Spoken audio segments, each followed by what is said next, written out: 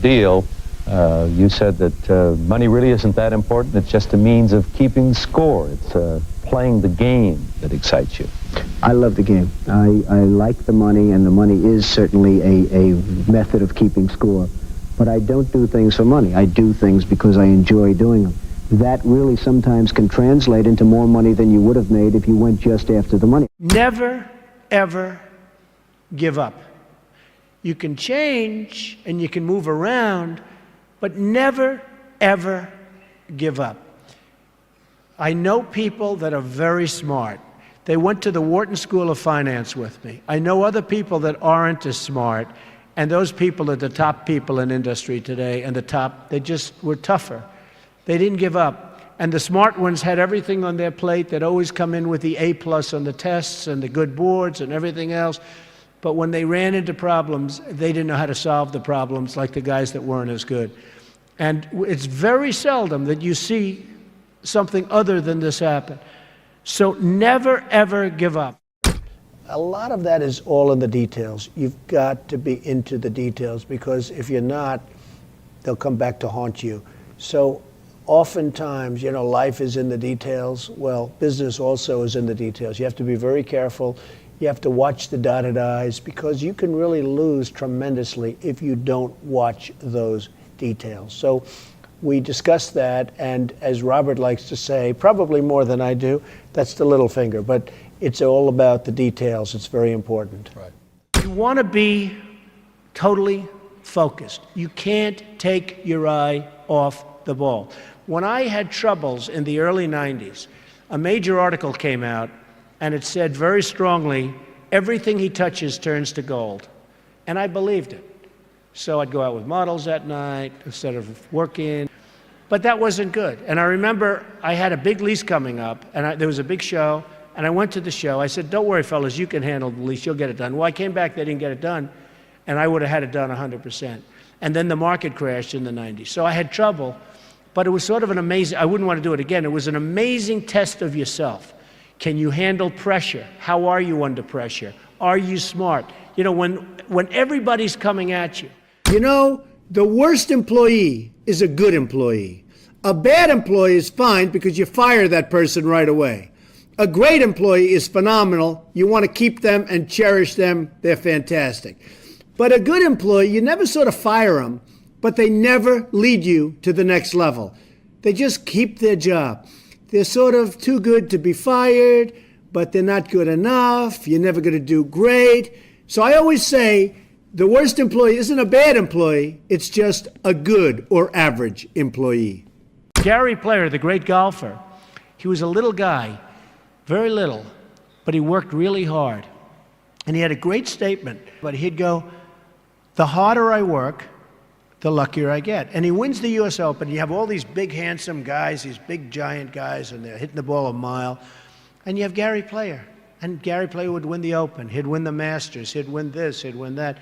And he said, hey, in the US Open, he hit a 5-iron to 1 foot from the hole, and he ended up getting a birdie and wins the US Open, right?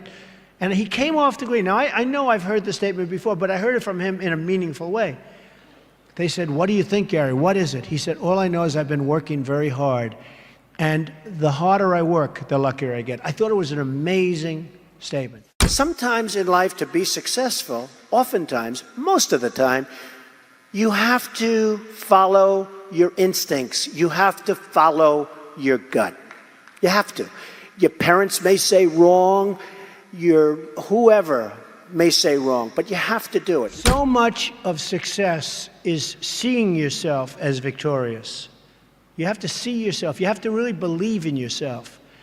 And sometimes it's hard. You've had failures, you've had weaknesses, you've had other things.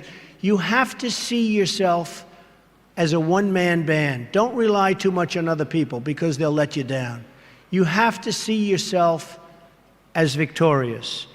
And to be a winner, you have to think like a winner. If you don't think like a winner, it's just never going to happen. Many people have been asking about my desk and the fact that I have so many papers on my desk. It's actually very neat. I know where everything is, but if you look around, there's a lot of stuff. The fact is, I'm busy. I always notice that busy people, people that are very successful in many cases, have a lot going on their desk. I have papers from deals. I have papers from just about everything. I like to read up on things. I like to study what I'm doing. So therefore, you have a lot of action going on in your office. Now, some of the writers, some of the ones that aren't so smart, they talk about the desk negatively. They say, oh, isn't it terrible? Trump has so many papers on his desk. Let's analyze everything on the desk. And they do the best and they fail. But the fact is, I've noticed over the years, successful people have a lot going on their desk. My desk is in my office. My desk is a very important part of me. And frankly, it's a very important part of my success. Everything I do comes right through this desk. So if it's not perfectly neat, if there's a lot of action, I think that's okay. I actually think that's a good thing. You have to love what you do. And I'm not going to go over that long, but it solves a lot of problems. Because when you love what you do, when you really love what you do, you work harder. I mean, I have friends that don't love, and, I tell this story. A Wall Street titan, big guy, but I was richer than him, and I'm richer, according to Forbes, I'm much richer than him. So I like that, I like that. But this big Wall Street titan, he's a big name. He has a son, and his son is a wonderful human being, which is amazing because the guy's a horrible person. But he's one of the biggest guys on Wall Street.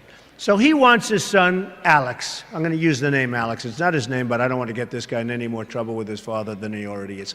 Alex isn't the strongest character. The father is a brutal, vicious killer. So the father has a big firm on Wall Street, and he wants Alex to go into the firm, of course. Come on, Alex, get in there, get in there. In the meantime, all these kids are graduating from Wharton and Harvard and Stanford, and they're just eating Alex's lunch. He doesn't have a chance. He doesn't have a chance. And he doesn't like it. He's not liking what he's doing. You got to love what you do. He's not liking it. So one day, but he can't leave because of his father. I actually tell him, why don't you leave? Your father's brutal. The father's just killing the guys. Tell him, you don't have what it takes. I'm sorry, Dad. Oh, this is great. So I say, you got to leave the father. You got to leave him. He said, I just can't, Donald. So anyway, he's a spoiled guy. He's a member of a very good golf club in Westchester, which is a rich place in New York. And he's on one of the committees, and he's on the Greens Committee. And they put him in charge of redoing the course. They're doing this big renovation of the course. It's a very good club. And he's there every morning at 5 in the morning. He doesn't leave. He did such an unbelievable job. The contractors respected him. Everybody respected him. So the wife comes up. He's doing so great, Donald. He's so amazing. And they give him an honor. And this is a tough group of people that have this club. They're club members and they're difficult. They gave him an honor. The club came in under budget, faster by 2 months. He did an unbelievable job, and the quality of the work was 10 times what they ever anticipated. So they gave him a medal. I said, Alex, you ought to go and do this for a living. You ought to be a builder, whether it's houses or clubs or golf courses, renovation or this. Oh, my father would go crazy. He'd never let me. So Alex went back to Wall Street, where he was miserable, and a year later he quit. And he started doing renovations of houses and clubs and different things. And he's doing great. So you've got to love what you do.